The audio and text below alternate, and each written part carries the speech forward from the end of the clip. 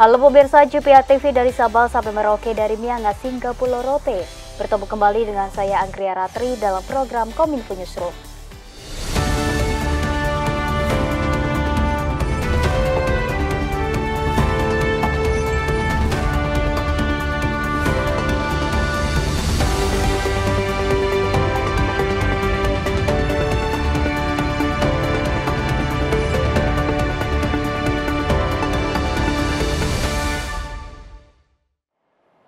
Kita ke informasi yang pertama pemirsa. Presiden Joko Widodo melakukan pertemuan bilateral dengan Presiden Uni Emirat Arab Mohammed bin Zayed di Abu Dhabi.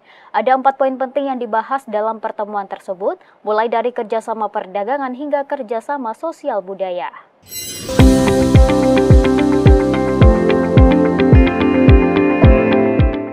Presiden Joko Widodo melakukan kunjungan kenegaraan ke Uni Emirat Arab pada Rabu 17 Juli 2024. Dalam kunjungan tersebut, Presiden melakukan pertemuan bilateral dengan Presiden Mohammed bin Zayed Al Nahyan di Qasr Al Watan, Abu Dhabi. Dalam pertemuan tersebut, Presiden mengangkat 4 isu utama, yakni kerjasama perdagangan, kerjasama investasi strategis, kerjasama energi bersih dan iklim, serta kerjasama sosial budaya. Terkait isu kerjasama perdagangan, Presiden Jokowi menyatakan kegembiraannya atas penyelesaian perundingan Comprehensive Economic Partnership Agreement atau CEPA.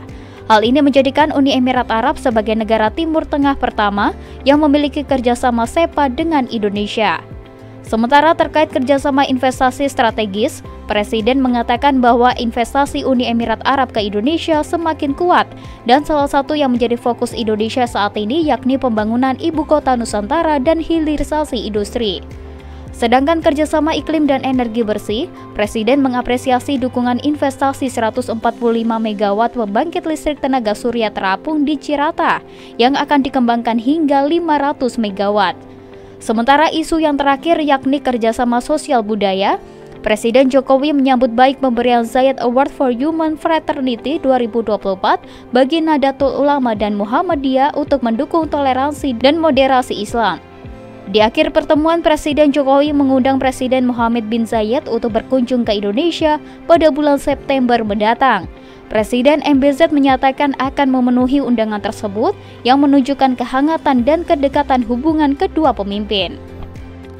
Terakhir, kalau ada waktu, saya ingin mengundang Yang Mulia untuk berkunjung ke Indonesia di tahun ini, bulan September, dan saya sangat merasa terhormat jika Yang Mulia berkenan memenuhinya. Terima kasih Yang Mulia. Presiden Joko Widodo dalam kunjungan bilateralnya ke Abu Dhabi, Uni Emirat Arab menekankan kerjasama dalam bidang investasi pembangunan IKN dan investasi electric vehicle dari hulu ke hilir. Menteri Luar Negeri Retno Marsudi dalam keterangan persnya menyebutkan Uni Emirat Arab merupakan salah satu mitra penting Indonesia di Timur Tengah.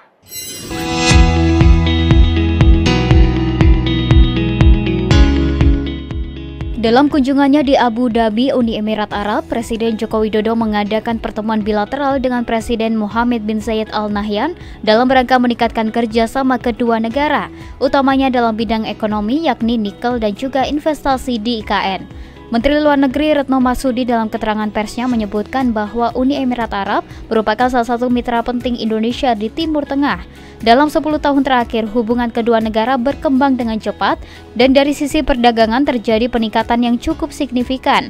Angka perdagangan di tahun 2015 hingga 2023 mengalami peningkatan 52% yang mana pada tahun 2023 mencapai 3,282 miliar dolar Amerika Serikat dan berbanding lurus dengan peningkatan dari sisi investasi. Menlu Retno menjelaskan bahwa pembahasan dalam pertemuan bilateral Presiden Joko Widodo berfokus pada kerjasama investasi. Beberapa hal yang turut dibahas adalah rencana kerjasama pembangunan pusat keuangan di Ibu Kota Nusantara. Rencana kerjasama ini diwadahi dalam MOU yang ditandatangani oleh Menteri PUPR dengan Dubai International Financial Center. Isu kedua, kerjasama pengembangan industri bahan baku nikel. Sebagaimana teman-teman ketahui, Indonesia memiliki stok nikel yang sangat besar. Indonesia juga telah mengembangkan ekosistem hilirisasi nikel, terutama baterai dan EV. Dalam kaitan inilah, Presiden Jokowi mengajak PEA untuk melakukan investasi di bidang EV dari hulu ke hilir. Sama dengan kerjasama untuk IKN, untuk Financial Center, pembahasan mengenai kerjasama EV ini akan diikuti dengan pembahasan yang lebih teknis antara tim dua negara. Selanjutnya, Presiden juga mengajak Uni Emirat Arab untuk melakukan investasi electric vehicle dari hulu ke hilir. Kerjasama pengembangan industri bahan baku nikel menjadi penting ditawarkan oleh Presiden Joko Widodo kepada Uni Emirat Arab dikarenakan Indonesia merupakan negara dengan stok nikel yang sangat besar dan telah mengembangkan ekosistem hilirisasi nikel terutama baterai dan kendaraan listrik electric vehicle. Kita beralih ke informasi lainnya pemirsa. Sore tadi Presiden Joko Widodo resmi melantik 3 wakil menteri baru di Kabinet Indonesia Maju. 3 pos kementerian tersebut diantaranya Kementerian Keuangan, Pertanian, dan Investasi. Kementerian Keuangan memiliki 2 jabatan wakil menteri keuangan, sementara Kementerian Investasi memiliki wakil menteri baru dan pergantian posisi pada wakil menteri Pertanian.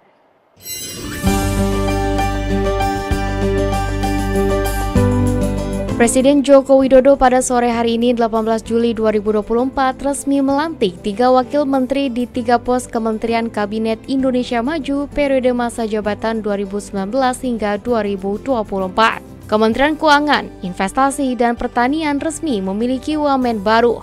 Posisi Wakil Menteri Keuangan tidak berubah melainkan bertambah sehingga Kementerian Keuangan akan memiliki 2 wakil menteri. Presiden mempercayakan posisi Wakil Menteri Keuangan 2 kepada Thomas Jiwandono yang akan bekerja bersama Wakil Menteri Keuangan Suhasil Nazara mendampingi Sri Mulyani. Sementara itu untuk pos Wakil Menteri Pertanian yang sebelumnya dijabat oleh Harfiq Hasnul Kolbi resmi digantikan oleh Sudaryono. Sedangkan untuk posisi Wakil Menteri Investasi BKPM dijabat oleh Yuliot. Usai diambil sumpah dan penandatanganan, Presiden dan para menteri lain memberikan ucapan selamat bagi Wakil Menteri baru Kabinet Indonesia Maju periode 2019-2024.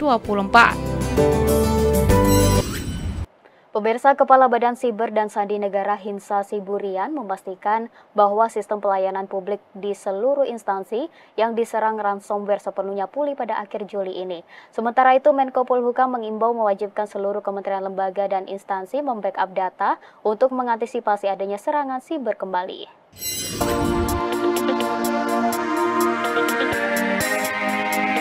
Usai mengalami insiden peretasan terhadap Pusat Data Nasional Sementara 2 yang terjadi beberapa waktu lalu, Kepala Badan Siber dan Sandi Negara Hinsa Siburian memastikan sistem pelayanan masyarakat di seluruh instansi akan sepenuhnya pulih akhir Juli ini. Menurut Hinsa, saat ini pihaknya masih berupaya melakukan pemulihan sistem Pusat Data Nasional Sementara 2 yang berkaitan dengan pengolahan data di beberapa instansi. Selama proses tersebut, pihaknya mendahulukan membenahi sistem yang berkaitan dengan pelayanan masyarakat, yakni keimigrasian yang saat ini telah berfungsi seperti semula.